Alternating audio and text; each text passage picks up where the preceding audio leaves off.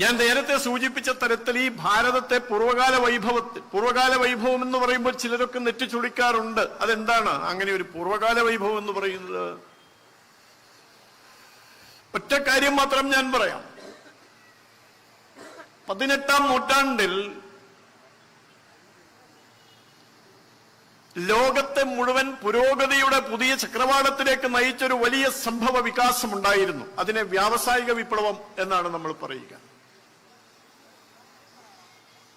ആ വ്യാവസായിക വിപ്ലവത്തിന് ആധാരമായ ആശയതലം സൃഷ്ടിച്ചത് ഇറ്റലി എന്ന് പറയുന്ന രാജ്യത്ത് ഉടലെടുത്ത നവോത്ഥാന പ്രവർത്തനങ്ങളായിരുന്നു എന്നാണ് ചരിത്രകാരന്മാർ രേഖപ്പെടുത്തുന്നത്.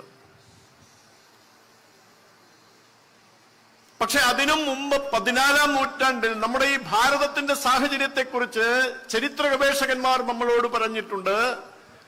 ലോക സമ്പദ് വ്യവസ്ഥയുടെ 37% നിയന്ത്രിക്കാൻ കഴിഞ്ഞ ഒരു സാമൂഹ്യ സാഹചര്യം ഈ ഭാരതത്തിലുണ്ടായിരുന്നു 14ാം നൂറ്റാണ്ടിൽ. പിന്നെന്ത് സംഭവിച്ചു നമുക്ക് എന്നുള്ളത് ചരിത്രത്തിന്റെ ഒരു തമാശയാണ്. 1/3 സാമ്പത്തിക മേഖലയെ നിയന്ത്രിക്കാൻ കരുത്തു നേടിയിരുന്ന നമ്മുടെ പ്രിയപ്പെട്ട ഭാരതം അടിമ ഭാരതമായി നമുക്കുണ്ടായിരുന്ന നന്മകൾ മുഴുവൻ നഷ്ടപ്പെടുന്ന അവസ്ഥയിലേക്ക് നമ്മുടെ സാമൂഹ്യ സാഹചര്യം പരിവർത്തനം ചെയ്യപ്പെട്ട സാഹചര്യം എന്ന് പഠിക്കുമ്പോഴാണ് പൂർവകാല വൈഭവം എന്ന എന്റെ പ്രയോഗത്തെക്കുറിച്ച് എനിക്ക് പറയാൻ സാധിക്കുക. എനിക്ക് മാത്രമല്ല, നമ്മുടെ പലർക്കും അങ്ങനെ ഒരു സാഹചര്യം നമ്മുടെ ഈ ഭാരതത്തിൽ ഉണ്ടായിരുന്നു. നമ്മുടെ ഭാരതത്തെ കാൽക്കീഴിൽ ഒതുക്കി ഭരിച്ചിരുന്ന ബ്രിട്ടീഷ് ഗവൺമെന്റിന് ആവശ്യമായ ആശയതലം പ്രദാനം ചെയ്തിരുന്ന മെക്കാളെ പ്രഭു, അദ്ദേഹം ഭാരതത്തിന്റെ ചരിത്രം എഴുതി എന്നാണ് ചരിത്രകാരന്മാർ പറയുന്നത്. അതിന് 6 മണിക്കൂർ സമയം മാത്രമാണ് അത്ര അദ്ദേഹത്തിന് വേണ്ടി വന്നത്. ഭാരതം പോലെ അതിവിശാലമായ നൂറ്റാണ്ടുകളുടെ, ആയിരത്താണ്ടുകളുടെ ചരിത്രം പേറുന്ന ഒരു രാഷ്ട്രത്തിന്റെ ചരിത്രം രചിക്കാൻ 6 മണിക്കൂർ മാത്രം വേണ്ടി വന്നു എന്ന് പറഞ്ഞാൽ അത് എന്ത് ചരിത്രമായിരിക്കും നമുക്ക് എല്ലാവർക്കും അറിയാം. എന്താ നമ്മളെ പഠിപ്പിച്ച ചരിത്രം? നമ്മൾ കല്ലിനെ പൂജിക്കുന്നവരാണ്, പാമ്പിനെ പൂജിക്കുന്നവരാണ്, എലിയെ പൂജിക്കുന്നവരാണ്, പൂച്ചയെയും പക്ഷിയെയും മണ്ണിനെയും മരത്തെയും പൂജിക്കുന്നവരാണ്, പിന്തിരിപ്പന്മാരാണ്. ഈ പിന്തിരിപ്പന്മാരായ ആളുകളെ ഉയർത്തിക്കൊണ്ടുവരിക എന്നുള്ളത് ദൈവം ഞങ്ങളിൽ അർപ്പിച്ചൊരു ദൗത്യമാണെന്ന് പറഞ്ഞുകൊണ്ടാണ് ബ്രിട്ടീഷുകാർ നമ്മുടെ ഭാരതത്തെ അടക്കി ഭരിച്ചത്. അതിനുവേണ്ടിയാണ് മെക്കാളെ പ്രഭു വന്നതും 6 മണിക്കൂർ കൊണ്ട് ഭാരതത്തിന്റെ ചരിത്രം എഴുതിയതും. മെക്കാളെ പ്രഭു തന്റെ പിതാവിന് അയച്ച കത്തിൽ പറഞ്ഞു അത്രേ, ഞാൻ ഭാരതത്തിന്റെ തെരുവീഥികളിലൂടെയൊക്കെ സഞ്ചരിക്കുമ്പോൾ യാചകന്മാരായിട്ടൊരാളെ പോലും എനിക്ക് കാണാൻ സാധിച്ചില്ല. ജീവിക്കാൻ വേണ്ടി മറ്റുള്ളവരുടെ മുന്നിലേക്ക് കൈനീട്ടുന്ന ഒരാളെ എനിക്ക് ഈ ഭാരതത്തിന്റെ തെരുവിൽ എവിടെയും കാണാൻ സാധിച്ചില്ല എന്ന് പറയുകയാണ്. എന്തുകൊണ്ട്? അത്രയേറെ സുസംഘടിതമായ സാമൂഹ്യ സാഹചര്യം നമ്മുടെ നാട്ടിലുണ്ടായിരുന്നു. എന്നിട്ടും എന്തേ? ആ ചോദ്യത്തിന്റെ ഉത്തരമാണ് പൂർവകാല വൈഭവം എന്ന നമ്മുടെ പ്രയോഗത്തിലൂടെ നാം അനാവരണം ചെയ്യുന്നത്. നമ്മുടെ നാട്ടിലെ ആളുകൾക്ക് ഭവനങ്ങൾ ഉണ്ടായിരുന്നു, കിടന്നുറങ്ങാൻ സുരക്ഷിതമായി, കുടിക്കാനുള്ള ശുദ്ധവെള്ളം അവർക്ക് ലഭിക്കുമായിരുന്നു, ഭക്ഷണം കിട്ടുമായിരുന്നു, ഭാവിയെക്കുറിച്ചുള്ള സങ്കല്പങ്ങൾ ഉണ്ടായിരുന്നു. തലമുറകളോളം വളർന്ന് വികസിക്കാൻ ആവശ്യമായ സാഹചര്യങ്ങൾ ഉണ്ടായിരുന്നു, ഉജ്ജ്വലമായ വിദ്യാഭ്യാസ സമ്പ്രദായം ഉണ്ടായിരുന്നു. ഇതെല്ലാം തകർന്നു വൈദേശിക അടിമത്തത്തിലൂടെ. സാംസ്കാരിക പ്രഭ ചൊരിയുന്നതായിരുന്നു നമ്മുടെ മണ്ണ്. ലോകം മുഴുവൻ സുഖമായി ഭവിക്കട്ടെ എന്ന മന്ത്രം ഉദ്ഘോഷിച്ച ഋഷീശ്വരന്മാർ വളർത്തിയെടുത്ത സാംസ്കാരിക വൈവിധ്യങ്ങൾ നമ്മുടെ ഈ മണ്ണിലുണ്ടായിരുന്നു. ആ സാംസ്കാരിക വൈവിധ്യങ്ങളെ മുഴുവൻ തച്ചു തകർത്തുകൊണ്ടും നമ്മുടെ സാമൂഹ്യ സാഹചര്യത്തെ മുഴുവൻ അടിത്തറമാന്തിയുമാണ് വൈദേശിക ശക്തികൾ നമ്മുടെ ഭാരതത്തെ അടക്കി ഭരിച്ചത്. ധീരദേശാഭിമാനികളായ ആളുകൾ ഈ സാഹചര്യത്തിനെതിരെ പടവെട്ടി നമ്മൾ സ്വാതന്ത്ര്യം നേടി. 947 സ്വാതന്ത്ര്യം നേടി. ദശാബ്ദങ്ങളോളം സ്വാതന്ത്ര്യ സമര പ്രസ്ഥാനത്തിന്റെ ചെലവിൽ നമ്മുടെ നാട് ഭരിച്ചു ഇന്ത്യൻ നാഷണൽ കോൺഗ്രസ്. ഇപ്പോ കഴിഞ്ഞ ദിവസം 10 ദിവസം മുമ്പ് ഏപ്രിൽ മാസം 6-ാം തീയതി ഡൽഹിയിൽ മല്ലികാർജുൻ ഖാർഗെയും സോണിയാഗാന്ധിയും രാഹുൽ ഗാന്ധിയും ഒക്കെ ചേർന്നുകൊണ്ടൊരു പ്രകടന പത്രിക പുറത്തിറക്കി. പ്രകടന പത്രിക പുറത്തിറക്കാനുള്ള കമ്മിറ്റിയുടെ ചെയർമാനായിരുന്നു പി ചിദംബരം. പറ്റിയ ആളാണ്. നമ്മുടെ സമ്പദ് വ്യവസ്ഥയുടെ കുളം തോണ്ടാനുള്ള ആയുധങ്ങൾ നിർമ്മിച്ചു കൊടുത്ത, സാമ്പത്തികവും ആഭ്യന്തരവും ഒക്കെ കൈകാര്യം ചെയ്ത ആളാണ് പി ചിദംബരം. ചിദംബരത്തിന്റെ കയ്യിലേക്ക് തന്നെ പ്രകടന പത്രിക നിർമ്മിക്കാനുള്ള കമ്മിറ്റിയെ ഏൽപ്പിച്ചു കൊടുത്തു. പ്രകടന പത്രിക നമ്മളെല്ലാവരും കണ്ടു. പ്രകടന പത്രിക പുറത്തിറക്കുന്നതിന് മുമ്പ് നമ്മുടെ ഈ ഭാരതത്തിൽ ഒരു വലിയ ബഹളമുണ്ടായിരുന്നു. എന്താണ് ആ ബഹളം? CAA. നമ്മുടെ നാട്ടിലെ പൗരത്വത്തിന് അപേക്ഷിക്കാൻ നമ്മുടെ അയൽ രാജ്യങ്ങളായ മതശാസനം നിലനിൽക്കുന്ന മതവിശ്വാസങ്ങളുടെ കാരിരുമ്പ് മറയ്ക്കുള്ളിൽ രൂപപ്പെടുത്തുന്ന നിയമങ്ങൾക്ക് വിധേയമായി ജീവിക്കാൻ വിധിക്കപ്പെട്ട, അതിന്റെ പേരിൽ മാത്രം പീഡനം അനുഭവിക്കുന്ന നമ്മുടെ സഹോദരങ്ങളെ ഭാരതത്തിലെ പൗരന്മാരായി സ്വീകരിക്കാൻ നമ്മൾ തയ്യാറാണ് എന്ന് പ്രഖ്യാപിച്ചുകൊണ്ടൊരു നിയമം പാസാക്കി. അതാണ് പൗരത്വ നിയമ ഭേദഗതി എന്ന് പറയുന്നത്. പൗരത്വ നിയമം നേരത്തെ നമ്മുടെ നാട്ടിലുണ്ട്. ഈ CAA എന്ന് പറയുന്നത് ഒരു പുതിയ സംഭവമല്ല, അതൊരു ഭേദഗതിയാണ്. പൗരത്വ നിയമം എങ്ങനെയാ ഒരു രാജ്യത്ത് പൗരനാകാൻ സാധിക്കുക? ജനനം കൊണ്ട് നമ്മുടെ രാജ്യത്തിന്റെ പൗരനാകാം, അപേക്ഷ കൊടുത്ത് നമ്മുടെ രാജ്യത്ത് പൗരത്വം നേടാം. ഈ സംവിധാനം നമ്മുടെ നാട്ടിൽ നേരത്തെയുണ്ട്. ആ നിയമത്തിൽ ഒരു ഭേദഗതി വരുത്തി. എന്താണ് ആ ഭേദഗതി? അതാണ് ഞാൻ നേരത്തെ സൂചിപ്പിച്ചത്. നമ്മുടെ അതിർത്തി പങ്കിടുന്ന മതശാസനം നിലവിലുള്ള ആ ഒരൊറ്റ കാരണം കൊണ്ട് ജീവിത സുരക്ഷ നഷ്ടപ്പെട്ടു പോയ സഹോദരങ്ങൾ, സർവ്വതും നഷ്ടപ്പെട്ട് ജീവൻ മാത്രം കയ്യിൽ പിടിച്ച് ഭാരതത്തിലേക്ക് ഓടി വന്നവർ, അവർക്ക് ഈ നാട്ടിൽ ജീവിക്കാൻ, അരവയർ പട്ടിണി അത് മാറ്റിയെടുക്കാൻ, അവരുടെ കുട്ടികൾക്ക് വിദ്യാഭ്യാസം നേടാൻ, അവർക്ക് ഈ നാട്ടിൽ സുരക്ഷിതരായി കഴിയാൻ, ഇഷ്ടമുള്ള ദൈവത്തെ ആരാധിക്കാൻ, ഇഷ്ടമുള്ള വഴിയിലൂടെ സഞ്ചരിക്കാൻ, ഇഷ്ടമുള്ള ഭക്ഷണം കഴിക്കാൻ, ഇഷ്ടം പോലെയുള്ള ആശയങ്ങൾ പങ്കുവെക്കാൻ സാധിക്കുന്ന ഒരു സാഹചര്യം, അത് ഈ നാടിന്റെ പൗരത്വമാണ്. അവർക്കത് പ്രദാനം ചെയ്യണം എന്ന ആവശ്യം ഉന്നയിച്ചത് BJP മാത്രമല്ല, NDA മാത്രമല്ല. സ്വാതന്ത്ര്യപ്രാപ്തിക്ക് ശേഷം തന്നെ മഹാത്മജിയെ പോലുള്ള ആളുകൾ ഈ കാര്യം നമ്മുടെ ശ്രദ്ധയിൽ കൊണ്ടുവന്നിരുന്നു. അവരെ അനാഥരാക്കരുത്. ആ ദൗത്യമാണ് മോദി സർക്കാർ ഏറ്റെടുത്തത്. അതിനുവേണ്ടിയാണ് നിയമ ഭേദഗതി വരുത്തിയത്. രാജ്യമെമ്പാടും ഇളക്കി മറിച്ചുകൊണ്ടുള്ള പ്രചരണം നടത്തി. എന്തായിരുന്നു? ഇതാ ന്യൂനപക്ഷ വിഭാഗങ്ങൾക്ക് ഇവിടെ പൗരത്വം നിഷേധിക്കുന്നു. ഈ മട്ടന്നൂരിലുള്ള ന്യൂനപക്ഷ സമുദായത്തിൽപ്പെട്ട എന്റെ പ്രിയപ്പെട്ട സഹോദരങ്ങളോട് ഞാൻ ഒരൊറ്റ കാര്യം ചോദിക്കുകയാണ്. നിങ്ങൾക്ക് പൗരത്വം നിഷേധിക്കുന്ന എന്തെങ്കിലും ഒരു സൂചന ഈ നിയമത്തിലുണ്ടോ? നിങ്ങളെ പലരും പറഞ്ഞു പറ്റിക്കുകയാണ്. ഈ നിയമത്തിലൂടെ മുസ്ലിങ്ങൾക്കും, പ്രത്യേകിച്ച് മുസ്ലിങ്ങൾക്ക് ഈ നാട്ടിൽ ജീവിക്കാൻ കഴിയില്ല, നാട് വിട്ടു പോകേണ്ടി വരും. എവിടേക്ക് പോവാനാണ്? എവിടെയാണ് നിങ്ങൾ പോവുക? അങ്ങനെയൊന്നുമില്ല. ഭയപ്പെടുത്തുകയാണ്. ആ ഭയം ജനിപ്പിച്ചുകൊണ്ട്, ഭയം വിറ്റഴിച്ചുകൊണ്ട് അതിന്റെ വില അനുഭവിക്കാൻ വേണ്ടി മത്സരിച്ച് പ്രചാരണം നടത്തിയ പാർട്ടിയാണ് കോൺഗ്രസ്. നമ്മളെല്ലാവരും പ്രതീക്ഷിച്ചു പ്രകടന പത്രിക പുറത്തിറക്കുമ്പോ ഞങ്ങൾ അധികാരത്തിൽ വന്നാൽ CAA എന്ന് പറയുന്ന പൗരത്വ നിയമ ഭേദഗതി ഞങ്ങൾ എടുത്തു കളയും എന്ന് പറയും എന്ന്. ഒരക്ഷരം മിണ്ടിയില്ല. സ്നേഹമുള്ളവരെ, ഒരക്ഷരം മിണ്ടിയില്ല. മറുപടി പറയണം. കോൺഗ്രസ് നിങ്ങൾ ഉണ്ടാക്കിയ ബഹളത്തിന് ആധാരമായ ഈ വിഷയത്തെ മനഃപൂർവ്വമായി പ്രകടന പത്രികയിൽ നിന്ന് ഒഴിവാക്കി നിങ്ങൾ ആരെയാണ് പറ്റിക്കുന്നത്? ആരെയാണ് നിങ്ങൾ പറ്റിക്കുന്നത്? പാവപ്പെട്ട മുസ്ലിം സഹോദരന്മാരെയോ? എത്ര കാലം നിങ്ങൾ അവരെ പറ്റിച്ചുകൊണ്ടേയിരിക്കും?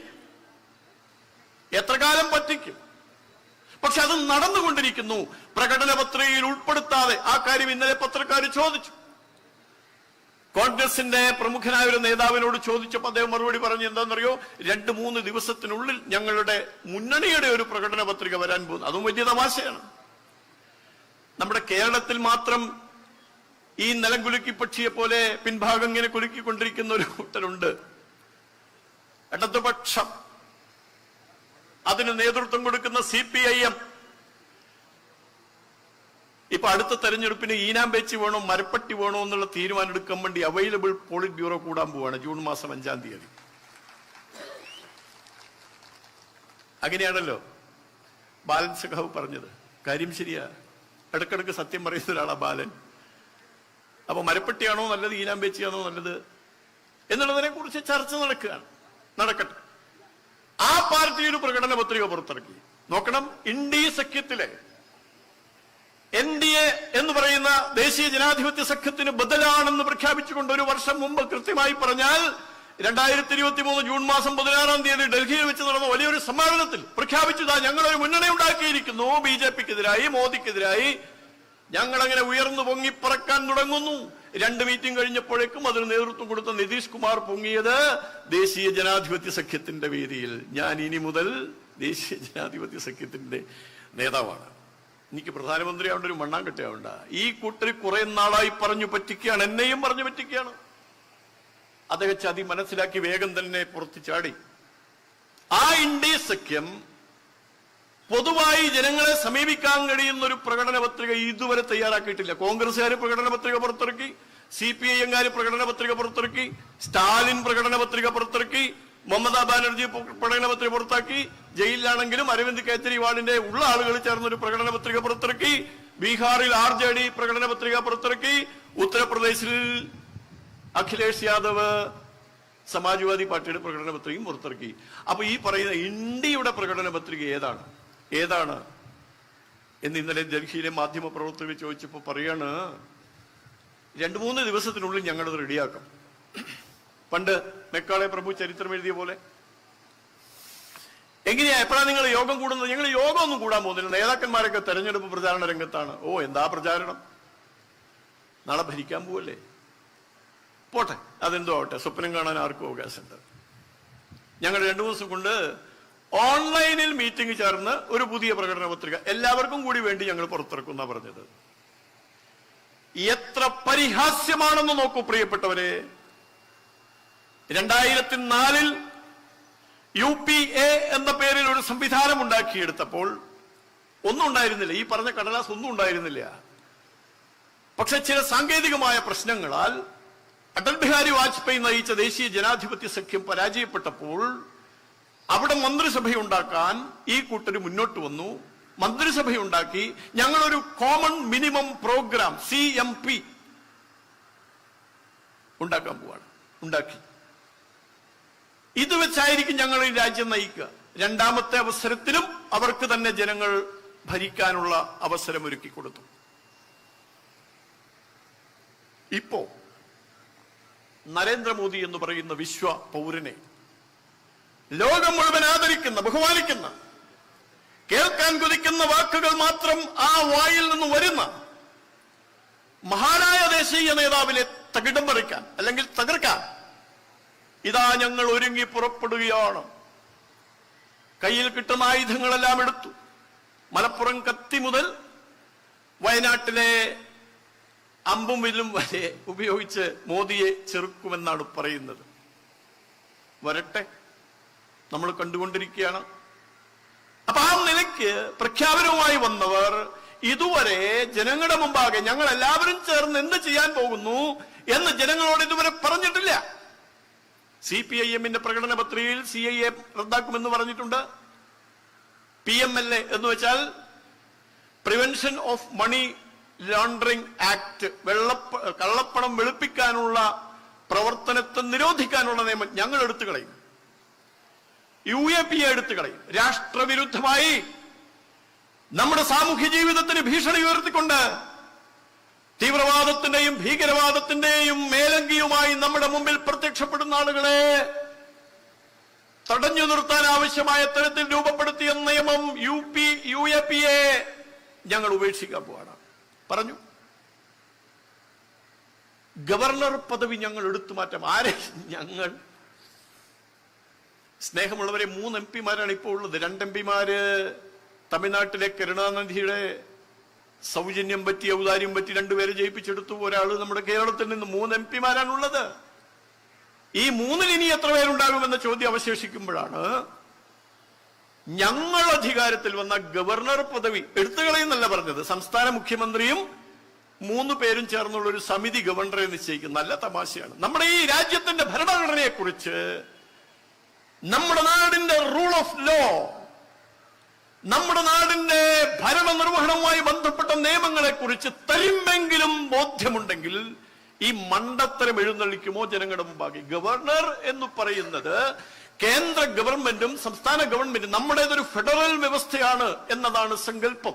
എന്ന് വെച്ചാൽ സംസ്ഥാനങ്ങൾക്കും കേന്ദ്രത്തിനും തുല്യ അധികാരമുള്ള ഭരണകൂട വ്യവസ്ഥയാണ്. ആ ഭരണകൂട വ്യവസ്ഥ നിലനിൽക്കുമ്പോൾ രണ്ടിന്റെയും ഇടയിൽ ഒരു പാലമായി വർത്തിക്കേണ്ട ആളാണ് ഗവർണർ. ആ ഗവർണർ ഇന്ത്യൻ രാഷ്ട്രപതിയുടെ, ഭാരത രാഷ്ട്രപതിയുടെ പ്രതിനിധിയാണ്. ആ പ്രതിനിധിയെ ഞങ്ങൾ ഇവിടെ നിശ്ചയിക്കുന്നു. ഇവിടെ മുഖ്യമന്ത്രി പറയാണ്, കേരളത്തിലെ മുഖ്യമന്ത്രി 3 പേരും ചേർന്നിട്ടാണ് കേരളത്തിലെ ഗവർണറെ നിശ്ചയിക്കുക. എന്ത് മണ്ടന്മാരാണിവര്! ഇത് സാധ്യമാകും. അപ്പൊ CAA ഞങ്ങൾ നടപ്പിലാക്കില്ല. പിണറായി വിജയനോട് ചോദിച്ചിട്ടാണോ ഭാരതത്തിൽ പൗരത്വം കൊടുക്കുക? ഒന്നുമല്ല. ഈ മാതിരിയുള്ള മരമണ്ടൻ രേഖകളുമായി ജനങ്ങളെ സമീപിക്കുകയാണ്. എന്താ ഭാവം, എന്താ നടപ്പ്, എന്താ ഉദ്ദേശം നമ്മൾ പഠിക്കേണ്ടതാണ്. ഐക്യജനാധിപത്യ മുന്നണി, മോദിജി തന്നെ പറഞ്ഞിട്ടുണ്ട്, കോൺഗ്രസിന്റെ പ്രകടന പത്രിക വായിച്ചപ്പോ ഇത് കേരളത്തിലെ ഒരു പ്രാദേശിക മതരാഷ്ട്രീയ കക്ഷിയുടേതാണെന്ന് എനിക്ക് തോന്നി എന്ന്. അക്ഷരാർത്ഥത്തിൽ ശരിയാണ്. ഈ ഭാരതം നേരിടുന്ന യഥാർത്ഥമായ വെല്ലുവിളികളെ കുറിച്ചൊരു വരി പോലും പരാമർശിക്കാതെ, അതിർത്തി സംരക്ഷണത്തെക്കുറിച്ച്, ജനങ്ങളുടെ ദൈനംദിന ജീവിത പ്രശ്നങ്ങളെക്കുറിച്ച് ഒന്നും പരാമർശിക്കാതെ മറ്റു ചില കാര്യങ്ങൾ പരാമർശിച്ചിരിക്കുന്നു. ഞാൻ അതിന്റെ വിശദാംശങ്ങളിലേക്കൊന്നും പോകുന്നില്ല. അത് ഈ നാടിനു വേണ്ടിയല്ല, മറിച്ച് നിരന്തരമായി കോൺഗ്രസ് എന്ന് പറയുന്ന പ്രസ്ഥാനം പരമ്പരയായി കൈവശം വെച്ചു പോകുന്ന അവരുടെ സ്വന്തമായൊരു നിലപാടുണ്ട്. ആ നിലപാട് മതപ്രീണനം എന്നുള്ളതാണ്. അത് നമ്മുടെ രാഷ്ട്രത്തിന്റെ വിഭജനം മുതൽ നേരിട്ട് നമ്മൾ അനുഭവിക്കുകയാണ്. എന്താണ് ജമ്മു കാശ്മീരിന്റെ വിഷയം? ഇവിടെ നേരത്തെ എനിക്ക് മുമ്പ് സംസാരിച്ച സഹോദരങ്ങൾക്ക് സൂചിപ്പിച്ചു. കഴിഞ്ഞ ദിവസം CPIM-ന്റെ അധ്യാപക സംഘടനയുടെ സംസ്ഥാന സമിതി അംഗമായി പ്രവർത്തിക്കുന്ന ഒരു സുഹൃത്തിനെ കണ്ടുമുട്ടി. അദ്ദേഹം പറഞ്ഞു, മാഷെ, മെയ് മാസത്തിൽ ഞങ്ങൾ കുടുംബസമേതം കാശ്മീരിലേക്ക് പോവാണ്. ആ കാശ്മീരിലോ? എന്ത് മാഷെ? ആ കാശ്മീരിലെ. മുമ്പൊരിക്കൽ ഞാനും ആ മാഷും തമ്മിലൊരു തർക്കം നടന്നിരുന്നു. തർക്കം കാശ്മീരിനെ കുറിച്ച് തന്നെയായിരുന്നു. കാശ്മീരിൽ ഒരു ഗവർണർ ഉണ്ടായിരുന്നു, സ്നേഹമുള്ളവരെ, ഒരുപക്ഷെ നിങ്ങൾ ഓർക്കുന്നുണ്ടാകും. ജഗ്മോഹൻ എന്നാണ് അദ്ദേഹത്തിന്റെ പേര്. ജഗ്മോഹൻ കാശ്മീരിന്റെ ഗവർണറായിരിക്കുമ്പോൾ കർക്കശമായ നിയമ സംവിധാനത്തിലൂടെ കാശ്മീരിന്റെ വെടിയൊച്ച നിലയ്ക്കാൻ, ബോംബിന്റെ ശബ്ദം ഇല്ലാതെയാക്കാൻ, കാശ്മീരിലെ ഭീകരവാദികളുടെ വിളയാട്ടത്തെ തടുത്തു നിർത്താൻ വേണ്ടി കർശനമായ നിലപാട് അദ്ദേഹം സ്വീകരിച്ചു. ആ നിലപാട് സ്വീകരിക്കുന്നതിന്റെ ഭാഗമായി കാശ്മീർ കേന്ദ്രീകരിച്ചുകൊണ്ട് പ്രവർത്തിക്കുന്ന ഭീകരവാദ പ്രസ്ഥാനങ്ങളെ കുറിച്ചൊരു പഠനം അദ്ദേഹം നടത്തി. 127 ചെറുതും വലുതുമായ, വീര്യം കൂടിയതും കുറഞ്ഞതുമായ ഭീകരവാദ പ്രസ്ഥാനങ്ങൾ കാശ്മീരിൽ പ്രവർത്തിക്കുന്നു എന്ന് ഔദ്യോഗികമായി അദ്ദേഹം സർക്കാരിന് എഴുതി ജനങ്ങളുടെ അറിവിലേക്കായി പ്രസിദ്ധപ്പെടുത്തി. 127, 127. ഈ ഭീകരവാദ പ്രസ്ഥാനങ്ങളൊക്കെ എന്താ ചെയ്യുന്നത്? കാശ്മീരിൽ തടാകക്കരയിൽ ആപ്പിൾ മരങ്ങൾ നട്ടുവളർത്തി ആപ്പിൾ ഉൽപാദനം നടത്തി അത് വിറ്റ് ജീവിക്കുകയായിരുന്നില്ല. മറിച്ച് മലേഷ്യയിൽ നിന്ന് പോലും മറ്റു പല രാജ്യങ്ങളിൽ നിന്നും മാരകമായ ആയുധങ്ങൾ കൊണ്ടുവന്ന് നമ്മുടെ നാട്ടിലെ ജനങ്ങളെ കൊന്നൊടുക്കുകയായിരുന്നു. നിസ്സഹായത പ്രകടിപ്പിച്ചു നമ്മളെല്ലാവരും. എന്ത് ചെയ്യും? ആ കാശ്മീരിൽ ഈ ഒരു സാഹചര്യം ഉണ്ടാവാനുള്ള ഒരു കാരണം 370-ാം വകുപ്പാണ്. 370-ാം വകുപ്പ് ഭരണഘടനയിൽ എഴുതി ചേർത്തപ്പോൾ അതിന്റെ കൂടെ അനുബന്ധമായി എഴുതി ടെമ്പററി ആൻഡ് അമെൻഡബിൾ, താൽക്കാലികവും പരിവർത്തന വിധേയവും. പക്ഷേ സ്വാതന്ത്ര്യം കിട്ടി 7 പതിറ്റാണ്ടുകൾ പിന്നിട്ടിട്ടും നമ്മുടെ ഭാരതത്തിൽ ഈ പ്രത്യേക അവകാശം, ഒരു സംസ്ഥാനത്തിന് മാത്രമായുള്ള പ്രത്യേക അവകാശം, താൽക്കാലികവും പരിവർത്തന വിധേയവുമായ അവകാശം എടുത്തു കളയാനുള്ള ചെറുവിരലനക്കം പോലും, ഒരു ശ്വാസനിശ്വാസം പോലും, ഒരു മൂളിച്ച പോലും നമുക്ക് കേൾക്കാൻ കഴിഞ്ഞില്ല എന്നുള്ളതല്ലേ വാസ്തവം? എന്താ ഇവര് ചെയ്യാതിരുന്നത്? അതിന്റെ ഉത്തരം നമ്മൾ കണ്ടെത്തി കഴിഞ്ഞു. ഞാൻ അതിന്റെ വിശദാംശങ്ങളിലേക്ക് പോകുന്നില്ല. അവർ ചെയ്യാതിരിക്കാൻ കാരണമുണ്ട്. ആ കാരണമെന്ന് പറയുന്നത് സ്ഥിരമായ വോട്ട് ബാങ്ക് സ്ഥാപിച്ചുകൊണ്ട് നമ്മുടെ ഭാരതത്തിന്റെ അധികാരം കൈയാളണം എന്നൊരൊറ്റ ചിന്ത മാത്രമാണ്. നമുക്ക് ബലി കൊടുക്കേണ്ടി വന്നത്, പകരം കൊടുക്കേണ്ടി വന്നത് 90,000-ഓളം വരുന്ന നിരപരാധികൾ. അവരിൽ ഹിന്ദുക്കളുണ്ട്, മുസ്ലിങ്ങളുണ്ട്, ക്രിസ്ത്യാനികളുണ്ട്, ബുദ്ധന്മാരും ജൈനന്മാരും പാർസികളുമുണ്ട്. അങ്ങനെയുള്ള നിരപരാധികളായ 90,000 ഏതാണ്ട് 100,000-അടുത്ത് നിരപരാധികളുടെ ജീവൻ കൊടുത്തത് ഈ കാശ്മീരിന്റെ പേരിലാണ്. സ്നേഹമുള്ളവരെ, ആ കാശ്മീരിനെ കുറിച്ച് സംസാരിച്ചപ്പോഴാണ് ഞാനും KST നേതാവുമായ മാഷും തമ്മിൽ തർക്കമുണ്ടായത്. ശ്യാമപ്രസാദ് മുഖർജി നടത്തിയ ഉജ്ജ്വലമായ യാത്രയെ കുറിച്ചൊക്കെ അവിടെ സംസാരിച്ചു. ഏക് ദേശ് മേ ദോ നിശാൻ, ഏക് ദേശ് മേ ദോ വിധാൻ, ഏക് ദേശ് മേ ദോ പ്രധാൻ നഹി ചലേംഗെ. ഒരു രാജ്യത്ത് 2 പ്രധാനമന്ത്രി, ഒരു രാജ്യത്ത് 2 ദേശീയ പതാക, ഒരു രാജ്യത്ത് 2 ഭരണഘടന സമ്മതിക്കില്ല, നടക്കില്ല എന്ന് പ്രഖ്യാപിച്ചുകൊണ്ട് കാശ്മീർ താഴ്വരയിലേക്ക് മാർച്ച് നടത്തി ബലിദാനിയായ ആളാണ് ശ്യാമപ്രസാദ് മുഖർജി. ആ കാശ്മീരിലേക്ക് KST നേതാവ് കുടുംബസമേതം യാത്ര നടത്തുകയാണ്.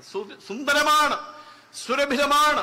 Is there a paradise on earth, it is these എന്ന് തന്റെ ഡിസ്കവറി ഓഫ് ഇന്ത്യ എന്ന പുസ്തകത്തിൽ പണ്ഡിറ്റ് ജവഹർലാൽ നെഹ്റു എഴുതി ചേർത്തു.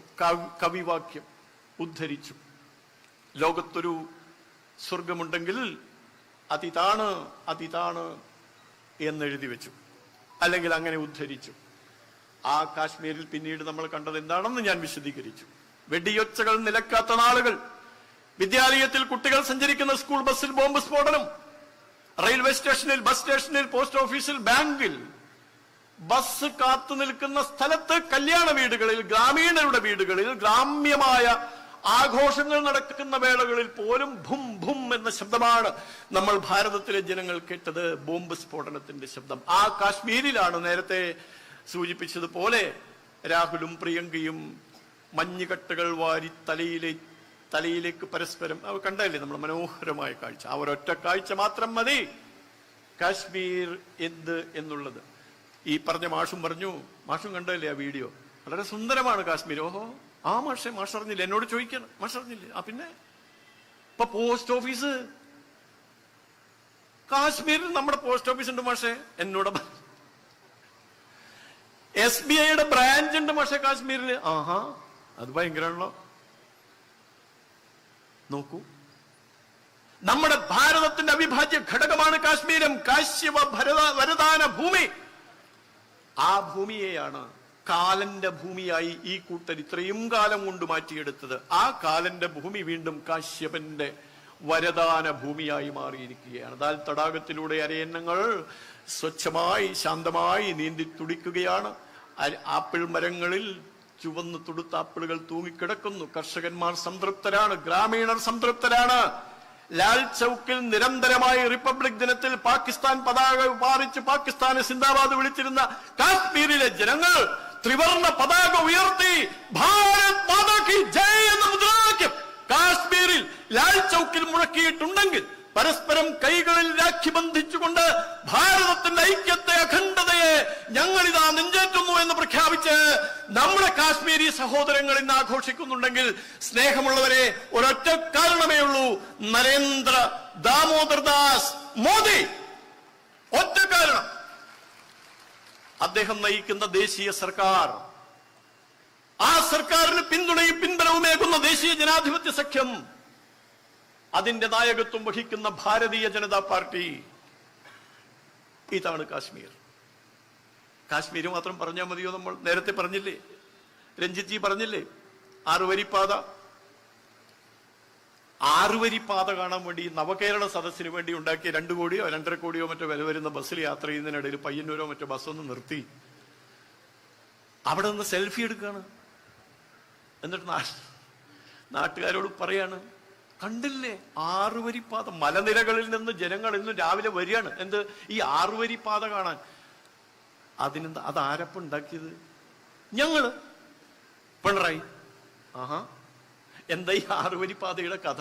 നേരത്തെ രഞ്ജിജി പറഞ്ഞില്ലേ 646 കിലോമീറ്റർ, എല്ലാം കൂടി ചേർത്ത് ആരംഭം മുതൽ അവസാനം വരെ 690 കിലോമീറ്റർ ആണ്. നിങ്ങൾ എല്ലാവരും മനസ്സിലാക്കണ കാര്യം.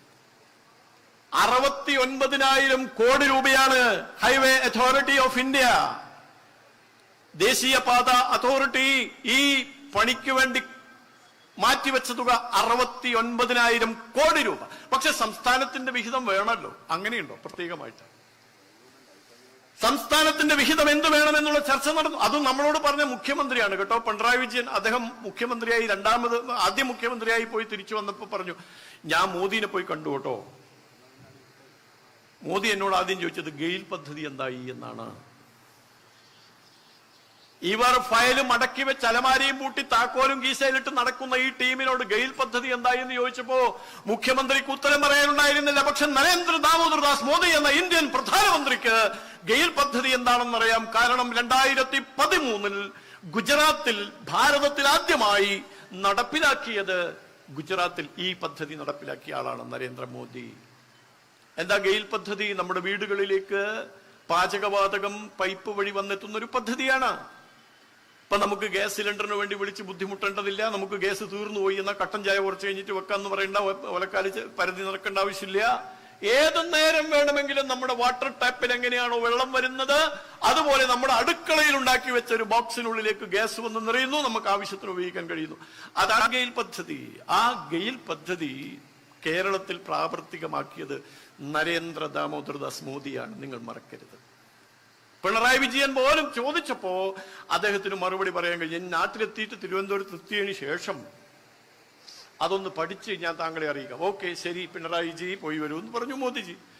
ആ കൂട്ടത്തിലാണ് 6 വരിപ്പാത. എന്തായി?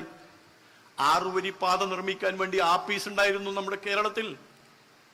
പക്ഷേ ആപ്പീസും പൂട്ടി സ്ഥലം വിട്ടു ഓഫീസർമാർ. എന്തുകൊണ്ട്? നടക്കുന്നില്ല, ഒന്നും നടക്കുന്നില്ല. മോദിജി പ്രത്യേകമായ കത്തെഴുതിക്കൊണ്ട് പിണറായി വിജയനെ ഓർമ്മിപ്പിച്ചു. എന്താണ് നിങ്ങളുടെ പ്രശ്നം? സ്ഥലമെടുപ്പാണ് സർ പ്രശ്നം. ആഹാ, എത്ര വേണം സ്ഥലമെടുക്കാൻ? എന്താ സ്ഥലമെടുക്കാൻ പ്രശ്നം? എന്താണ്? പണം. ജനങ്ങൾ സമ്മതിക്കുന്നില്ല. എന്തുകൊണ്ടാണ് സമ്മതിക്കാത്തത്? എനിക്കൊരു 5 സെന്റ് ഭൂമിയുണ്ട്, 50,000 രൂപയാണ് മാർക്കറ്റ് വില, എനിക്കത് പോരാ, കൂടുതൽ വേണം. കൊടുത്തോളൂ.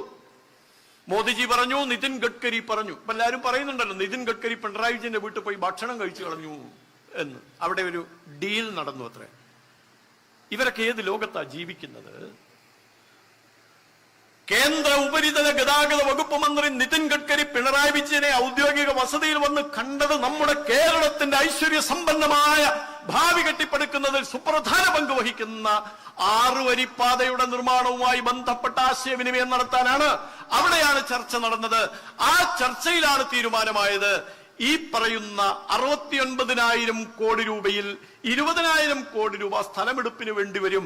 അതിന്റെ 25%, 4/1, 5,000 കോടി രൂപ സംസ്ഥാന സർക്കാർ വഹിക്കണം. തയ്യാറുണ്ടോ എന്ന് ചോദിച്ചു. തയ്യാറാണ് എന്ന് പറഞ്ഞു. പിറ്റേ ദിവസം നമ്മുടെ നാട്ടിൽ പൊക്ലൈനുകൾ വന്നിറങ്ങി, റോഡുകൾ വന്നിറങ്ങി, ടാറും മെറ്റലും വന്നിറങ്ങി, റബ്ബറൈസ്ഡ് ടാർ വന്നിറങ്ങി, പണി ആരംഭിച്ചു. പിറ്റേ ദിവസം എന്നിട്ട് വിളിച്ച് കൂവ, ഞങ്ങളാ. സെൽഫി എടുക്കുക, സോഷ്യൽ മീഡിയയിൽ പ്രസിദ്ധീകരിക്കുക, മരുമകൻ മന്ത്രി. ഇനിയുണ്ട് കഥകൾ സ്നേഹമുള്ളവരെ. ഈ 5,000 കോടി കൊടുത്തോ കൊടുത്തില്ലോ എന്ന് ഇന്നും വ്യക്തമല്ല. കൊടുത്തു എന്നാണ് ഇവർ പറയുന്നത്. പക്ഷെ കൊടുത്തതിന്റെ രേഖയൊന്നുമില്ല. എന്താണെന്നറിയില്ല, നമുക്ക് അന്വേഷിക്കാം. ഏതായാലും അവർ കൊടുത്തേ പറ്റൂ. 69,000 കോടി രൂപ കേന്ദ്രം ചെലവഴിച്ചൊരു പദ്ധതി കേരളത്തിന് വേണ്ടി മാത്രം ആവിഷ്കരിക്കുമ്പോൾ അതിന്റെ എത്രയോ ചെറിയൊരംശം 5,000 കോടി നമ്മുടെ സംസ്ഥാന സർക്കാർ കൊടുക്കുക എന്നുള്ളത് കേവലം മര്യാദ മാത്രമാണ്. നിങ്ങൾ ആലോചിച്ച് നോക്കൂ, 690 കിലോമീറ്റർ ദൂരമുള്ള ഒരു റോഡിന്റെ സ്ഥലമെടുപ്പിന് 20,000 കോടി രൂപ, അല്ലെങ്കിൽ ആ മുഴുവൻ റോഡിന്റെ ഈ നിർമ്മാണത്തിന് 100 കോടി വെച്ചാണ്. 690 × 100 കോടി സമം 69,000 കോടി. അപ്പൊ 1 കിലോമീറ്റർ റോഡ് പണിയാൻ 100 കോടി രൂപയാണ്. മറ്റ് സംസ്ഥാനങ്ങളിൽ 40-50 കോടികൾക്കിടയിൽ ഈ നിർമ്മാണം നടക്കുമ്പോൾ നമ്മുടെ കേരളത്തിന് പ്രത്യേകമായി സ്ഥലമെടുപ്പിന് ഇരട്ടിക്ക് 4-5 ഇരട്ടി പണം കൊടുക്കുന്ന നയമാണ് കേന്ദ്ര സർക്കാർ സ്വീകരിച്ചത്. അതുകൊണ്ട് മാത്രം 6 വരിപ്പാത 2025 കഴിയുമ്പോഴേക്കും പൂർണ്ണമാകാൻ പോവുകയാണ്. ഇപ്പോ ചാനൽ ചർച്ചകളിലൊക്കെ നിങ്ങളും കേട്ടിട്ടുണ്ടാവും. എന്താണ് ഭാരതം വിശപ്പ് സൂചികയിൽ 117 118 ഇനി അതല്ല 171 സ്ഥാനത്താണ്. നിങ്ങളോട് ഇതാരാ പറഞ്ഞത്? അത് ചില ഏജൻസികളുടെ കണക്കാണ്.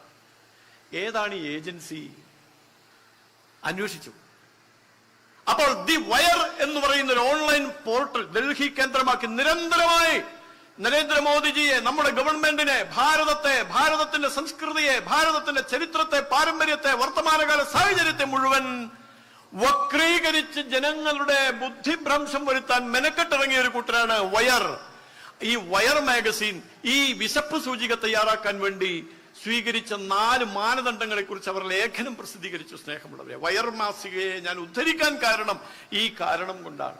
അവർ പറഞ്ഞത്, നമ്മുടെ ആരാധ്യനായ കേന്ദ്ര പ്രതിരോധ മന്ത്രി ഇതാ വന്നുകൊണ്ടിരിക്കുകയാണ്. ഞാൻ അതുകൊണ്ട് ഈ ഒരു കാര്യം, ഇതൊരു പരമബദ്ധമാണ്, പച്ച നുണയാണ്. ഈ 4 മാനദണ്ഡങ്ങളും യുക്തിസഹമല്ല. ആ കാര്യം കൂടി പറഞ്ഞ് ഞാൻ അവസാനിപ്പിക്കാം. എന്താ 4 മാനദണ്ഡങ്ങൾ? നീളത്തിനാനുപാതികമായി ഉയരമില്ലാത്ത കുട്ടികളുടെ എണ്ണം, ഉയരത്തിനാനുപാതികമായി ശരീരഭാരമില്ലാത്ത കുട്ടികളുടെ എണ്ണം, ശാരീരിക വളർച്ച മുരടിച്ചുപോയ കുട്ടികളുടെ എണ്ണം, ഗർഭസ്ഥ ശിശുവിന്റെ ആരോഗ്യം. ഈ 4 മാനദണ്ഡങ്ങൾ. ഇതാണോ നമ്മുടെ നാടിന്റെ പട്ടിണി സൂചിക കണ്ടെത്തേണ്ട മാനദണ്ഡം? സ്നേഹമുള്ളവരെ, നമ്മുടെ രാജ്യത്തിന്റെ അഭിമാനം, നമ്മുടെ പ്രതിരോധ മന്ത്രി, നമ്മുടെ നാട്ടിലെ ജനങ്ങളുടെ സ്വൈര്യ ജീവിതം, സ്വച്ഛ ജീവിതം, ശാന്തമായ ജീവിതം കണ്ണിലെണ്ണയൊഴിച്ച് കാത്തു നിൽക്കുന്ന ഇന്ത്യൻ പ്രതിരോധ സേനയെ നിയന്ത്രിക്കുന്ന നമ്മുടെ ആദരണീയനായ ഉത്തർപ്രദേശിന്റെ വീരപുത്രൻ രാജ്നാഥ് സിംഗ് ഇതാ നമ്മുടെ മുമ്പിൽ നമ്മളോട് സംവദിക്കാൻ വന്നു ചേരുകയാണ്. എല്ലാവരും എഴുന്നേറ്റ് നിന്ന് ജയഗാനം മുഴക്കി, ആരവം മുഴക്കി രാജ്നാഥ് സിംഗ്ജിയെ നമ്മൾ സ്വീകരിക്കണം. ബോലോ ഭാരത് മാതാ കീ, ബോലോ ഭാരത് മാതാ കീ.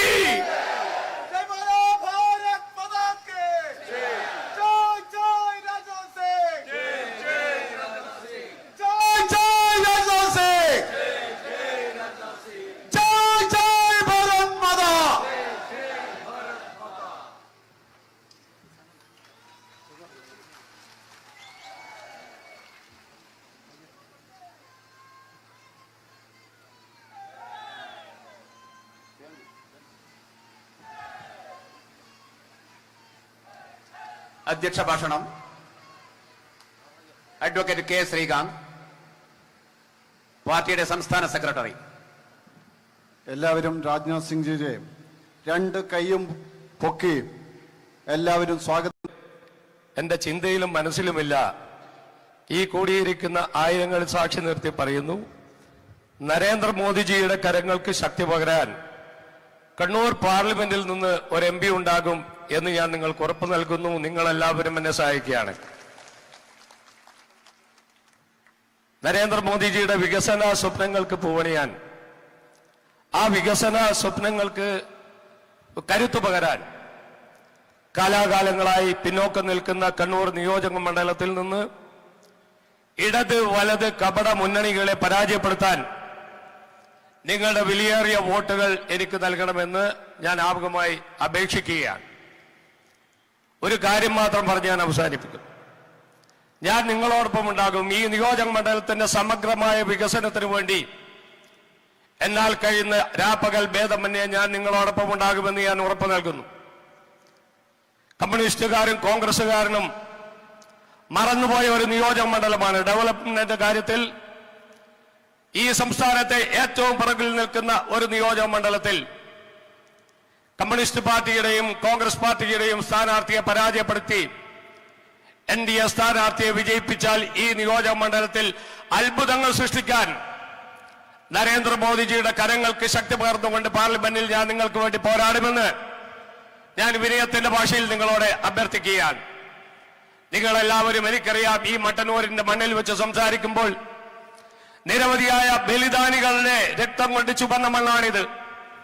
ആ ബലിദാനികളുടെ ഓർമ്മകൾ അയവിറക്കിക്കൊണ്ട് ഞാൻ പറയുന്നു, ഈ കാപാലികന്മാരെയും അതുപോലെ തന്നെ ഈ വിശ്വാസവഞ്ചന ചെയ്തവരെയും ജനത്തെ വെറുത്തവരെയും ജനങ്ങളെ വഞ്ചിച്ചവരെയും ഈ നിയോജക മണ്ഡലത്തിൽ നിന്ന് തൂത്തെറിയാൻ നിങ്ങൾ ഒറ്റക്കെട്ടായി NDA സ്ഥാനാർത്ഥി എന്നുള്ള രീതിയിൽ എന്നെ വിജയിപ്പിച്ചാൽ പാർലമെന്റിനകത്ത് വെച്ച് നരേന്ദ്രമോദിജിയുടെ കരങ്ങൾക്ക് ശക്തി പകർന്നുകൊണ്ട് നിങ്ങളുടെ വികസന സ്വപ്നങ്ങൾക്കൊപ്പം ഞാൻ ഉണ്ടാകും എന്ന് മാത്രം സൂചിപ്പിച്ചുകൊണ്ട് ദീർഘമായി സംസാരിക്കുന്ന എല്ലാവർക്കും അഭിവാദ്യങ്ങൾ നേരുന്നു. ഒരിക്കൽ കൂടി നന്ദി, നമസ്കാരം, ജയ് ഭാരത്.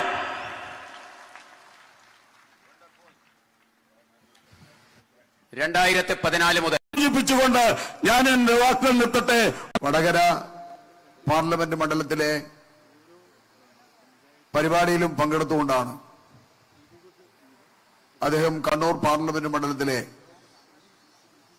നമ്മളെ കാണാൻ ഇവിടെ എത്തിച്ചേരുന്നത്. ഈ തെരഞ്ഞെടുപ്പ്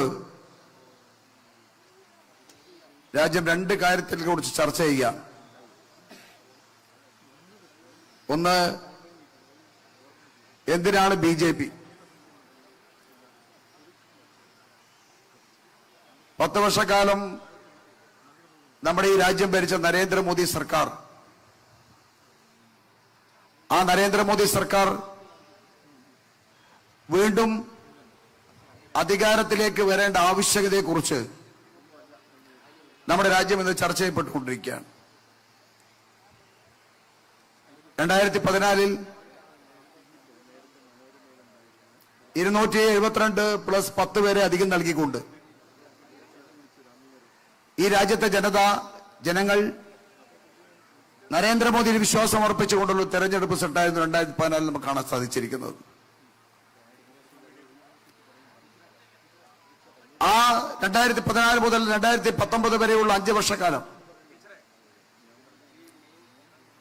ഒരു ഭരണാധികാരി ഒരു രാജ്യം എങ്ങനെയാണ് മുന്നോട്ട് നയിക്കേണ്ടത് എന്ന് നമുക്ക് കാണിച്ചു തന്ന 5 വർഷമായിരുന്നു. 2019 വീണ്ടും തെരഞ്ഞെടുപ്പ് വന്നു. രാഷ്ട്രീയ നിരീക്ഷകന്മാർ ഭരണവിരുദ്ധ വികാരം ഉണ്ടാകുമെന്ന് പ്രവചനം നടത്തി. പക്ഷേ 2019 റിസൾട്ടും വന്നു.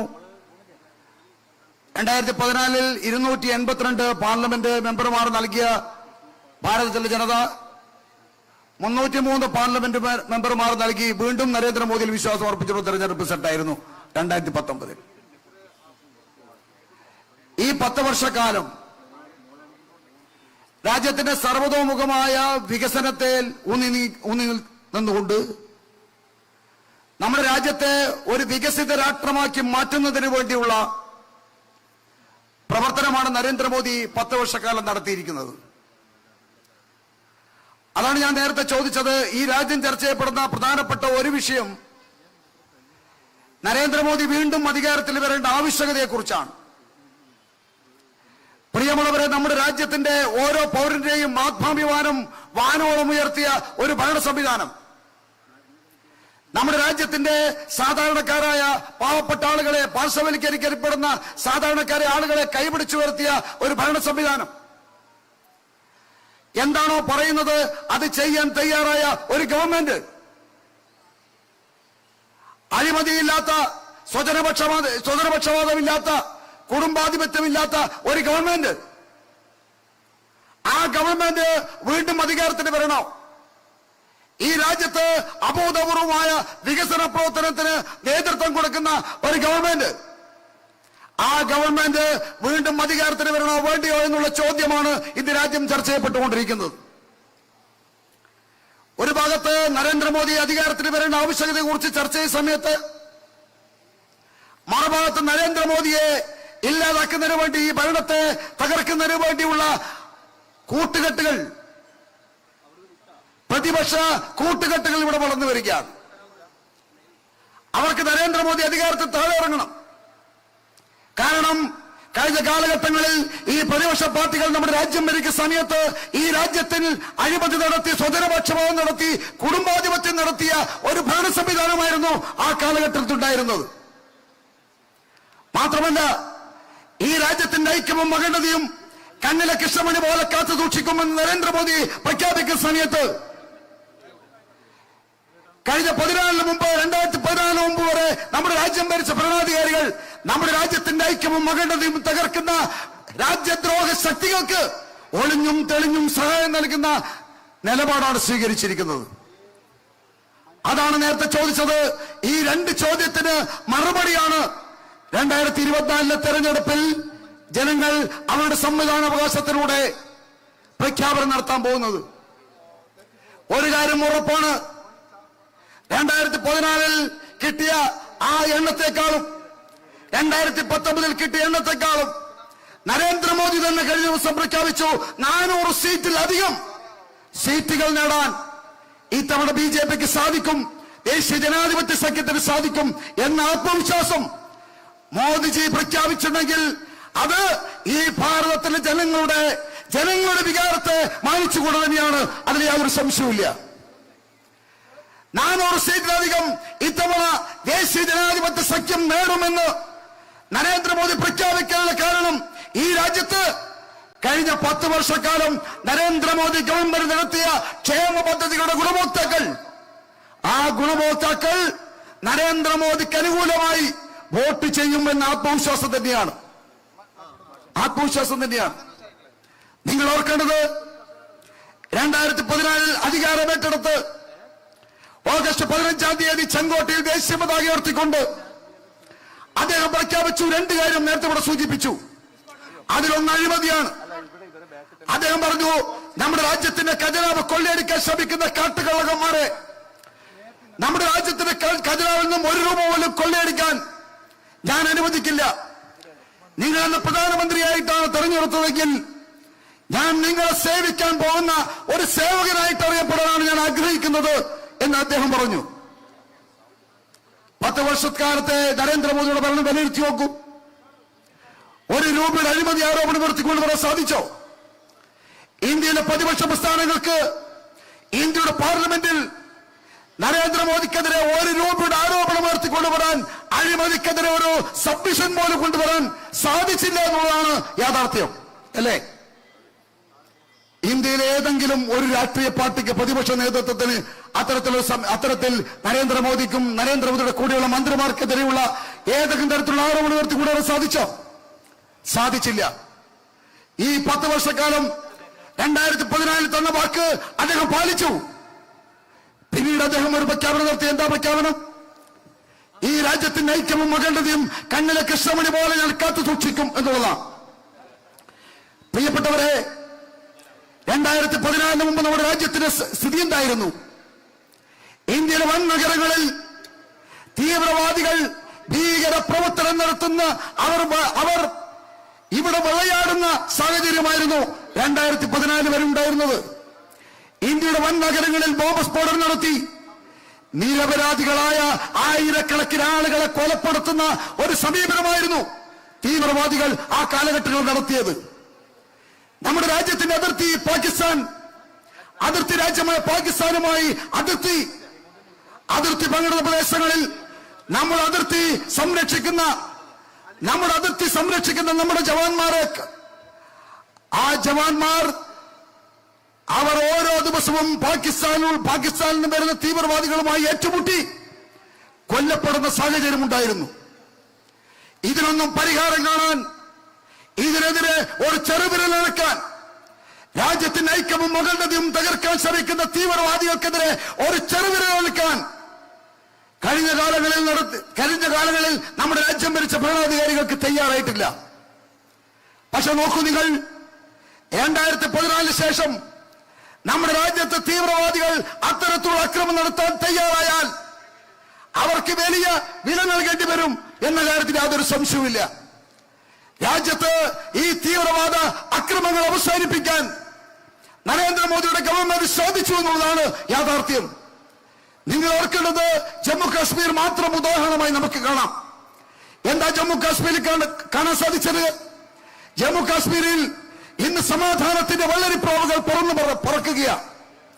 ജമ്മു കാശ്മീരിൽ നമ്മുടെ രാഹുൽ ഗാന്ധി അദ്ദേഹം നടത്തിയ ഭാരത് ജോഡോ അതുമായി ബന്ധപ്പെട്ട സമാപനം അത് ജമ്മു കാശ്മീരിൽ നടത്തി. അന്ന് രാഹുൽ ഗാന്ധിയുടെ സഹോദരി പ്രിയങ്ക ഗാന്ധിയും അന്ന് ജമ്മു കാശ്മീരിലെ തെരുവീതികളിൽ മഞ്ഞുവാരി കളിച്ച് എറിഞ്ഞു നടക്കുന്ന ഒരു സാഹചര്യമുണ്ടായി. അത്തരത്തിലൊരു സാഹചര്യം ഉണ്ടാക്കിയതാണ് രാഹുൽ ഗാന്ധിക്കും പ്രിയങ്ക ഗാന്ധിക്കും നെഞ്ചിൽ പറഞ്ഞ് ജമ്മു കാശ്മീരിലൂടെ ഈ പദയാത്ര നടത്താനുണ്ടായ സാഹചര്യം ഉണ്ടാക്കിയത് നരേന്ദ്രമോദിയാണ്. കാരണം അതിനു മുമ്പ് നമ്മുടെ ജവാന്മാർക്ക് പോലും അവരുടെ വാഹനത്തിൽ പോലും അതുവഴി നടന്നു പോകാൻ സാധിക്കില്ല. കാരണം കല്ലേറ. നമ്മുടെ അതിർത്തി കാക്കുന്ന ജവാന്മാരെ പോലും കല്ലെറിഞ്ഞ് ഓടിക്കുകയാണ് അവിടെ ചെയ്തത്.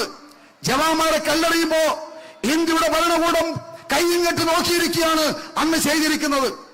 നമ്മുടെ രാജ്യത്തിന്റെ അതിർത്തി സംരക്ഷിക്കുന്നതിന് വേണ്ടി രാത്രിയും പകലും ഉറക്കമില്ലാതെ അതിർത്തിയിൽ കാവൽ നിൽക്കുന്ന നമ്മുടെ ജവാന്മാർക്ക് നേരെ കല്ലെറിയുമ്പോ, നമ്മുടെ ജവാന്മാരെ കൊലപ്പെടുത്തുമ്പോ നമ്മുടെ ഭരണകൂടം കയ്യും കെട്ടിയിരിക്കുകയായിരുന്നു. പക്ഷെ നിങ്ങൾ നോക്കൂ, ഇന്ന് ജമ്മു കാശ്മീരിൽ സമാധാനം ഉണ്ടാവുന്നു. എന്തുകൊണ്ടാണ് സമാധാനം ഉണ്ടാകുന്നത്? അത്തരത്തിലുള്ള നിലപാട് സ്വീകരിക്കാൻ തയ്യാറായ, നട്ടലുള്ള തീരുമാനമെടുക്കാൻ തയ്യാറായ ഒരു ഭരണകൂടമാണ് നമ്മുടെ രാജ്യം ഭരിക്കുന്നത്. അതുകൊണ്ടാണ് ജമ്മു കാശ്മീരിലെ ജനങ്ങൾക്ക് ഇന്ന് സമാധാനത്തോടുകൂടി അവിടെ ജീവിക്കാൻ സാധിക്കുന്നത്. ഈ രണ്ട് കാര്യം, പറഞ്ഞ കാര്യം അദ്ദേഹം പ്രാവർത്തികമാക്കിയെന്നുള്ളതാണ് യാഥാർത്ഥ്യം. മാത്രമല്ല, സാധാരണഗതിയിൽ രാഷ്ട്രീയ പാർട്ടികൾ തെരഞ്ഞെടുപ്പിന്റെ കാലഘട്ടങ്ങളിൽ പ്രകടന പത്രിക പുറപ്പെടുവിക്കാറുണ്ട്. ആ പ്രകടന പത്രികയിൽ പറയുന്ന കാര്യങ്ങൾ അധികാരത്തിലേറിയാൽ നടപ്പിലാക്കുമോ എന്ന് ചോദിച്ചാൽ ഒന്നും തന്നെ നടപ്പിലാക്കിയിട്ടില്ല. അതാണ് യാഥാർത്ഥ്യം. പക്ഷെ നരേന്ദ്രമോദി, നിങ്ങൾ നോക്കൂ, 2014 നരേന്ദ്രമോദി ഗവൺമെന്റ് പുറത്തിറക്കിയ, നരേന്ദ്രമോദി BJP പുറത്തിറക്കിയ പ്രകടന പത്രിക ഒന്ന് വായിച്ചു നോക്കണം. ആ പ്രകടന പത്രികയിൽ പറഞ്ഞ എല്ലാ കാര്യങ്ങളും ഈ 10 വർഷക്കാലത്തിനിടയിൽ നടപ്പിൽ വരുത്തിയ ഒരു പ്രധാനമന്ത്രിയും മന്ത്രിസഭയുമാണ് നമ്മുടെ രാജ്യം ഇന്ന് ഭരിച്ചുകൊണ്ടിരിക്കുന്നത്. മുത്തലാഖ് നിരോധിക്കുമെന്ന് പ്രഖ്യാപിച്ചു, മുത്തലാഖ് നിരോധിച്ചു. പൗരത്വ ഭേദഗതി നിയമം എടുത്തു കളയുമെന്ന് പറഞ്ഞു. പൗരത്വ ഭേദഗതി നിയമം നടപ്പിലാക്കി. കാശ്മീരിന് 370 വകുപ്പ്, ഭരണഘടനയിൽ 370 വകുപ്പ് എന്നൊരു വകുപ്പ് ഉണ്ടായിരുന്നു. അതെടുത്തു കളയെന്ന് പ്രഖ്യാപിച്ചു. അതെടുത്തു കളഞ്ഞു. നോക്കൂ നിങ്ങൾ, എന്തായിരുന്നു കാശ്മീരിന്? നമ്മുടെ രാജ്യം സ്വാതന്ത്ര്യം നേടിയ സമയത്ത് 525 നാട്ടുരാജ്യങ്ങളെയും ഇന്ത്യ യൂണിയൻ ലയിപ്പിക്കുന്നതിന് വേണ്ടി അന്ന് നമ്മുടെ രാജ്യത്തിന്റെ പ്രഥമ ഉരുക്കു മനുഷ്യനായ ആഭ്യന്തര വകുപ്പ് മന്ത്രി സർദാർ വല്ലഭായ് പട്ടേൽ, ആ സർദാർ വല്ലഭായ് പട്ടേൽ ആയിരുന്നു ഇന്ത്യയിലെ എല്ലാ നാട്ടുരാജ്യങ്ങളെയും ഇന്ത്യ യൂണിയൻ ലയിപ്പിക്കുന്നതിന് വേണ്ടിയുള്ള ചുമതലയെടുത്തത്. അദ്ദേഹത്തിന് ഏൽപ്പിച്ച ആ ചുമതല വളരെ ഭംഗിയായി നിർവഹിച്ചു. പക്ഷേ കാശ്മീരിലുള്ള ആ നാട്ടുരാജ്യത്തെ ഇന്ത്യ യൂണിയൻ ലയിപ്പിക്കുന്നതിന്റെ ചുമതല അന്നെടുത്തിരിക്കുന്നത് അന്ന് ജവഹർലാൽ നെഹ്റുവായിരുന്നു. ആ ചുമതല അദ്ദേഹത്തിന് നിർവഹിക്കാൻ സാധിച്ചില്ല. മറിച്ച് മാത്രമല്ല, അന്ന് ഈ ചുമതല ഇന്ത്യ യൂണിയനിൽ കാശ്മീരിനെ ലയിപ്പിക്കുന്നതിന് പകരമായി ജമ്മു കാശ്മീരിൽ പ്രത്യേകമായ പദവി നൽകി. ഭരണഘടനയിൽ ആർട്ടിക്കൽ 370 വകുപ്പ് എഴുതി ചേർത്തു. എന്താ ആർട്ടിക്കൽ 370 വകുപ്പ്? അന്ന് ഈ ആർട്ടിക്കൽ 370 വകുപ്പ് ഉള്ളത് കൊണ്ട് തന്നെ ജമ്മു കാശ്മീരിലേക്ക് നമുക്ക് തമിഴ്നാട്ടിൽ പോകുന്നത് പോലെയോ കർണാടകയിൽ പോകുന്നത് പോലെയോ മറ്റ് സംസ്ഥാനങ്ങളിൽ, ഇന്ത്യയിലെ മറ്റ് സംസ്ഥാനങ്ങളിലേക്ക് പോകുന്നത് പോലെ ജമ്മു കാശ്മീരിലേക്ക് പോകാൻ കഴിയില്ല. ജമ്മു കാശ്മീരിൽ പോകണമെങ്കിൽ വിസ വേണം, പാസ്പോർട്ട് വേണം. അങ്ങനെ ഒരു നിയമമായിരുന്നു. ഷെയ്ഖ് അബ്ദുയുടെ നേതൃത്വത്തിലുള്ള ഗവൺമെന്റ് ആയിരുന്നു ജമ്മു കാശ്മീരിൽ ഭരിക്കുന്നത്. ജമ്മു കാശ്മീരിന് ഒരു പതാക ഉണ്ടായിരുന്നു. ജമ്മു കാശ്മീരിൽ ഒരു ഭരണകൂടം ഉണ്ടായിരുന്നു. ഈ രീതിയിലായിരുന്നു ആ കാലഘട്ടങ്ങളിൽ ജമ്മു കാശ്മീർ ഉണ്ടായിരുന്നത്. പക്ഷേ ശ്യാമപ്രസാദ് മുഖർജി നിങ്ങൾക്ക് എല്ലാവർക്കും അറിയാം, ഭാരതീയ ജനസംഘത്തിന്റെ അഖിലേന്ത്യാ അധ്യക്ഷൻ, ഭാരതീയ ജനതാ പാർട്ടിയുടെ പൂർവ്വരൂപമായ ഭാരതീയ ജനസംഘത്തിന്റെ അഖിലേന്ത്യാ അധ്യക്ഷൻ ശ്യാമപ്രസാദ് മുഖർജി അദ്ദേഹം പറഞ്ഞു, എന്റെ രാജ്യത്തുള്ള സംസ്ഥാനത്ത് പോകണമെങ്കിൽ വിസ വേണമെന്നും അതുപോലെ തന്നെ പാസ്പോർട്ട് വേണമെന്നുള്ള നിയമം അത് കരുതലുമാണ്, അത് ഞാൻ ലംഘിക്കും എന്ന് പറഞ്ഞുകൊണ്ട് പ്രിയമുള്ളവരെ ജമ്മു കാശ്മീരിലേക്ക് ആയിരക്കണക്കിന് ജനസംഘത്തിന്റെ പ്രവർത്തകന്മാർ ശ്യാമപ്രസാദ് മുഖർജിയുടെ നേതൃത്വത്തിൽ ജമ്മു കാശ്മീരിലേക്ക് മാർച്ച് നടത്തി. അന്ന് ജമ്മു കാശ്മീർ ഭരണകൂടം, ഷെയ്ഖ് അബ്ദുയുടെ ഭരണകൂടം ശ്യാമപ്രസാദ് മുഖർജിയെ അറസ്റ്റ് ചെയ്തു, കൽത്തുറങ്കിൽ അടച്ചു. 2 ആഴ്ച പിന്നിട്ടപ്പോ ദുരൂഹ സാഹചര്യത്തിൽ അദ്ദേഹം കൊല്ലപ്പെട്ടു. അതായത് 370 വകുപ്പ് എടുത്തു കളയണം എന്ന ആവശ്യത്തിന് വേണ്ടി ആദ്യത്തെ രക്തസാക്ഷി അത് ഭാരതീയ ജനസംഘത്തിന്റെ അഖിലേന്ത്യാ അധ്യക്ഷൻ ശ്യാമപ്രസാദ് മുഖർജി ആയിരുന്നു. ആ ശ്യാമപ്രസാദ് മുഖർജി ഉയർത്തിയിരിക്കുന്ന ആ വെല്ലുവിളി, ആ ശ്യാമപ്രസാദ് മുഖർജി ഉയർത്തിപ്പിടിക്കുന്ന ആ ആശയം ഉയർത്തിപ്പിടിച്ചുകൊണ്ടാണ് ഇന്ന് നരേന്ദ്രമോദി ഗവൺമെന്റ് മുന്നോട്ട് പോകുന്നത്. അതാണ് 370 വകുപ്പ് എന്ന് പറയുന്ന ഈ ഭരണഘടനയിൽ പ്രത്യേക പദവി നൽകി ആദരിക്കുന്ന ഈ 370 വകുപ്പ് എടുത്തു കളയാൻ നരേന്ദ്രമോദി തയ്യാറായത്. എന്താ 370 വകുപ്പ്? 370 വകുപ്പ് എടുത്തു കളയാത്തതുകൊണ്ട് തന്നെ ഈ കഴിഞ്ഞ കാലങ്ങളിൽ നിലനിർത്തതുകൊണ്ട് ആ സംസ്ഥാനത്ത് ഒരു ഇഞ്ച് ഭൂമി വാങ്ങിക്കാൻ നമുക്ക് സാധിക്കില്ല. തമിഴ്നാട്ടിൽ ഒരാൾക്ക് ജമ്മു കാശ്മീരിൽ പോയി ഭൂമി വാങ്ങിക്കാൻ സാധിക്കില്ല. കേരളത്തിൽ ഒരാൾക്ക് ജമ്മു കാശ്മീരിൽ പോയി ഭൂമി വാങ്ങിക്കാൻ സാധിക്കില്ല. പക്ഷേ 370 വകുപ്പ് എടുത്തു കളഞ്ഞതിലൂടെ ആർട്ടിക്കൽ 35 എടുത്തു കളഞ്ഞതിലൂടെ ഇന്ത്യയിലെ ഏത് സംസ്ഥാനത്തുള്ള ആളുകൾക്കും ജമ്മു കാശ്മീരിൽ പോകാം, താമസിക്കാം, ഭൂമി വാങ്ങാം, കല്യാണം കഴിക്കാം, അവിടെ ജീവിക്കാം. ഇതിന് സാഹചര്യം ഒരുക്കിയിരിക്കുന്നത് നരേന്ദ്രമോദിയുടെ ഗവൺമെന്റ്. പൗരത്വ ഭേദഗതി നിയമം എന്താ? പൗരത്വ ഭേദഗതി നിയമം മാർക്സിസ്റ്റ് പാർട്ടിക്ക് ഈ തെരഞ്ഞെടുപ്പിന്റെ സമയത്ത് ഒന്നും തന്നെ പറയുന്നില്ല. ഈ കഴിഞ്ഞ കാലഘട്ടങ്ങളിൽ ഈ സംസ്ഥാനം ഭരിച്ച മാർക്സിസ്റ്റ് പാർട്ടിക്ക് ഈ തെരഞ്ഞെടുപ്പ്